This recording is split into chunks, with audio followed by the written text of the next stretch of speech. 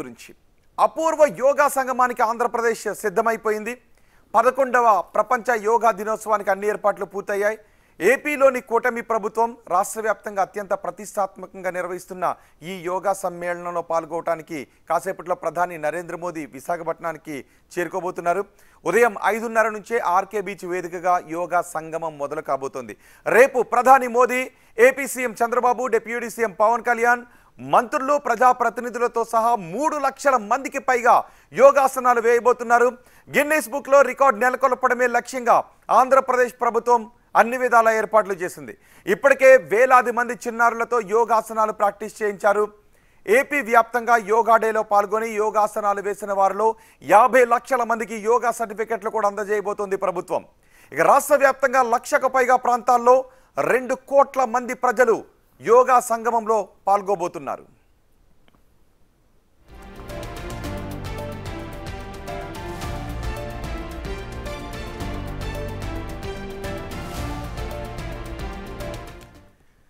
విశాఖపట్నం నుంచి పూర్తి సమాచారం అందించడానికి మా ప్రతినిధి శివశంకర్ మనకు అందుబాటులో ఉన్నారు. శివ, యోగా డే ఏర్పాట్లు ఏ విధంగా ఉన్నాయి? ప్రధాని ఎన్ని గంటలకు విశాఖకు చేరుకోబోతున్నారు? రోహిత్, మరి కాసేపట్లోనే ప్రధాని నరేంద్ర మోడీ అయితే విశాఖ చేరుకున్నట్లు మనకు తెలుస్తుంది. ఆయన ఒరిస్సా నుంచి డైరెక్ట్గా విశాఖ ఎయిర్పోర్ట్కి చేరుకుంటారు.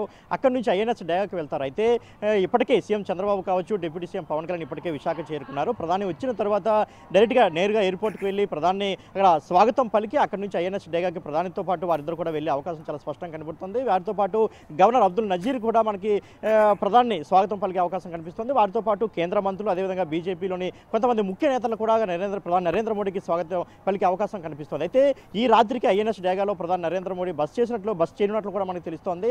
అదేవిధంగా సీఎం చంద్రబాబు విషయానికి వస్తే మనకి ఆయన కలెక్టరేట్ ఆఫ్ ద బస్సులోనే బస్ చేయనున్నట్లు మనకు తెలుస్తూ ఉంది. మరోవైపు మనం చూసినట్లయితే ఇప్పటికే అన్ని ఏర్పాట్లు కూడా అధికారులు కావచ్చు, ప్రజాప్రతినిధుల దగ్గరుండి అన్ని ఏర్పాట్లు కూడా యోగాంధ్రకి సంబంధించి అన్ని ఏర్పాట్లు కూడా ఇప్పటికే పూర్తి చేశారని మనం చెప్పుకోవచ్చు. సుమారు 60 కోట్ల రూపాయలు వెచ్చించి కూడా అన్ని ఏర్పాట్లు, ఎందుకంటే యోగాంధ్ర కార్యక్రమాన్ని 11వ అంతర్జాతీయ యోగా దినోత్సవం చాలా ప్రతిష్టాత్మకంగా ఏపీ ప్రభుత్వం తీసుకుంది. ఏపీ ప్రభుత్వానికి ఈ అవకాశం ప్రధాని నరేంద్ర మోడీ ఇచ్చారు. ఇచ్చిన తర్వాత నుంచి చంద్రబాబు పూర్తిగా దీనిపైనే కూర్చొని సమీక్షా సమావేశాలు నిర్వహించి ఎంత గ్రాండ్గా నిర్వహించాలని దానిపై అనేక సమీక్షలు కూడా నిర్వహించి చివరకు గిన్నీస్ వరల్డ్ రికార్డు నమోదయ్యేలా కూడా ఈ కార్యక్రమం నిర్వహించాలని అయితే ఆయన నిర్ణయించడం జరిగింది. ఈ క్రమంలోనే సుమారు 5 లక్షల మందితో ఒక విశాఖలోనే ఒక యోగాంధ్ర కార్యక్రమం జరగనుంది. ఒక బీచ్ రోడ్లో సుమారు 34 కిలోమీటర్ల బీచ్ రోడ్డు తీరంలో అటు విశాఖ ఆర్కే బీచ్, కాళికామాత అంటే గుడి దగ్గర నుంచి ప్రారంభమై అటు భీమిలి బీచ్ వరకు కూడా సుమారు 34 కిలోమీటర్ల తీర ప్రాంతం రోడ్డులో ఈ యొక్క యోగాసనాలు అయితే వేయనున్నారు. సుమారు మనకి చూసుకున్నట్లయితే 3,26,000 మంది కేవలం బీచ్ రోడ్లను వేయనున్నారు. మిగతా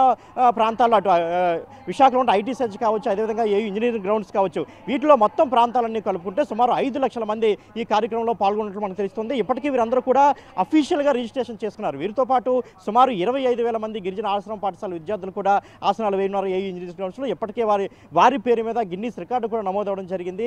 ఆ కార్యక్రమానికి ఏపీ విద్యాశాఖ మంత్రి నారా లోకేష్ కూడా ముఖ్య అతిథిగా హాజరైనటువంటి పరిస్థితి కూడా మనకు కనిపిస్తోంది. టోటల్గా మనం చూసుకున్నట్లయితే అటు బందోబస్తు విషయానికి వస్తే చాలా పటిష్టమైనటువంటి బందోబస్తు ఏర్పాటు చేశారు. సుమారు 10,000 మంది పోలీసులతో కనీవిని అంటే ఎన్నడూ లేని విధంగా చాలా భారీ భద్రతా ఏర్పాట్లు కూడా పూర్తి చేశారు. అంతేవిధంగా సుమారు 1,200 నుంచి 2,000 సీసీ కెమెరాలు కూడా ఏర్పాటు చేయడం జరిగింది. అంటే ఆల్రెడీ సీసీ కెమెరాలు విశాఖ వ్యాప్తంగా ఉన్నప్పటికీ కూడా మరికొన్ని సీసీ కెమెరా సుమారు 1,200 వరకు కొత్త సీసీ కెమెరాలు కూడా ఎక్కడికక్కడ అమర్చడం కూడా మనం చూడొచ్చు. అంటే మనకు ఎక్కడికక్కడ ఎక్కడ ఇబ్బంది లేకుండా, భద్రతా లోపాలు రాకుండా, ఎలాంటి లోటుపాట్లు లేకుండా అన్ని చర్యలు తీసుకున్నట్లు మనకు చాలా స్పష్టంగా తెలుస్తోంది. అంతేకాకుండా సుమారు 326 కంపార్ట్మెంట్లు ఏర్పాటు చేశారు. అంటే ఎక్కడా కూడా కన్ఫ్యూజ్ అవ్వకుండా, వచ్చే వాళ్ళకి ఇబ్బంది లేకుండా సుమారు 12,000 బస్సుల్లో వీరందరినీ కూడా 5 లక్షల మందిని కూడా విశాఖ తరలించినారు. వారెవరికి ఇబ్బంది లేకుండా సుమారు 326 కంపార్ట్మెంట్లు, ఒక్కొక్క కంపార్ట్మెంట్కి 1000 మంది చెప్పిన యోగాసనాలు సాధన చేయనున్నారు. సో అదేవిధంగా ప్రతి కంపార్ట్మెంట్ కూడా ఒక డిప్యూటీ కలెక్టర్ని కూడా ఇన్ఛార్జ్గా వేశారు. ప్రతి ఒక్క కంపార్ట్మెంట్కి ఒక ఆరోగ్య కేంద్రాన్ని ఏర్పాటు చేశారు.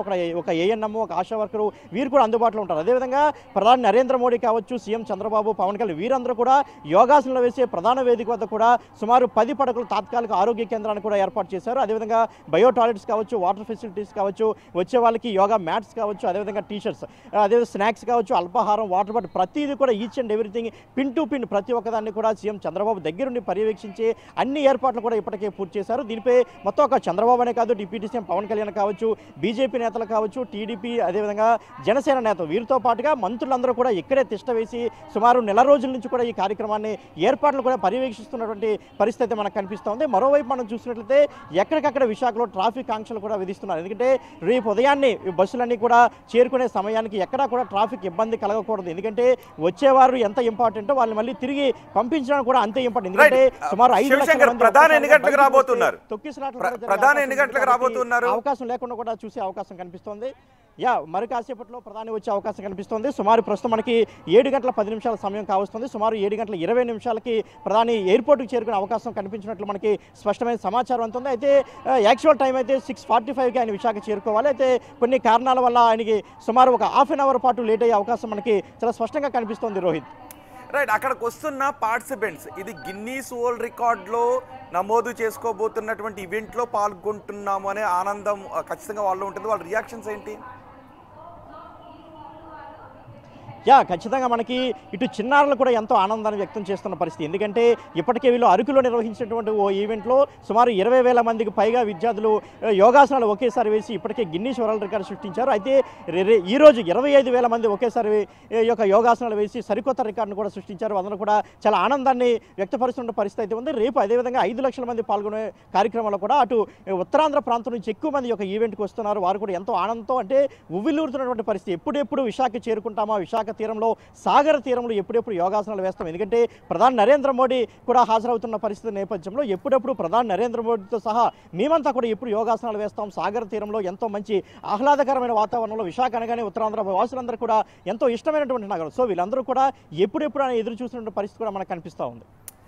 రైట్ శివశంకర్, రేపు యోగా దినోత్సవాన్ని పురస్కరించుకుని మొత్తం అన్ని ఏర్పాట్లు కూడా చేశారు. మరి కొద్దిసేపట్లోనే ప్రధాని విశాఖకు రాబోతున్నారు. ఇది గిన్నీస్ వరల్డ్ రికార్డులో నమోదు చేయడానికి కావాల్సిన ఏర్పాట్లు కూడా మొత్తం చేశారు. ముఖ్యమంత్రి దగ్గరుండి ఆ ఏర్పాట్లన్నింటినీ కూడా ఎప్పటికప్పుడు తెలుసుకుంటూ ఉన్నారు.